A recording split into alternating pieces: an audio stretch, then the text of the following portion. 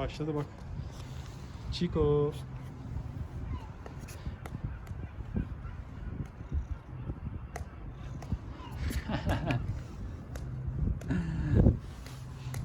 Gel, gel gitme gel. Gel. Gel besleyeceğiz seni gel. Chico. Pis pis pis pis. Bak bak bak. Şurasında bir şey var. Yok yok elleme sakın. Anam hapşurdu.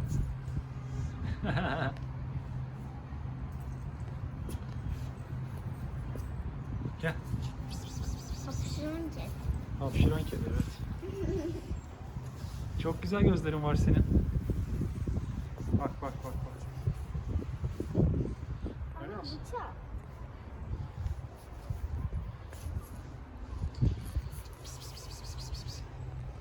Verelim mi artık? Vereceğiz şimdi. Gel. Aa, Ne yaptı? kırır yaptı. Gel. Gel oğlum gel.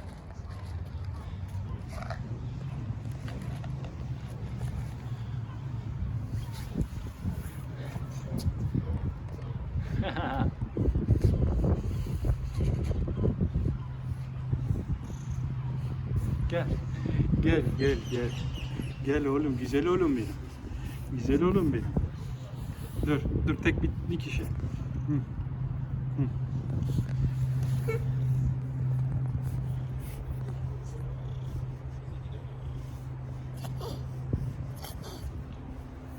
Oğlum.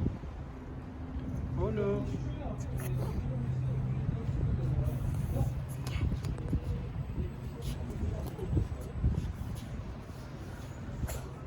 Hasta olmuş baba biliyor musun? Hadi koy ya. Gel. Pis, pis, pis, pis.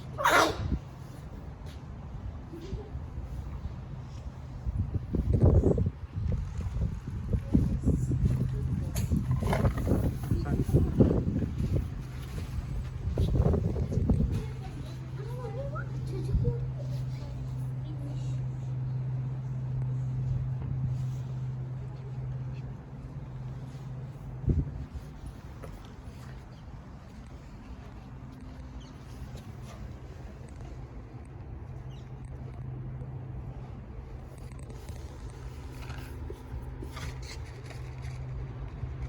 Yapma babacığım.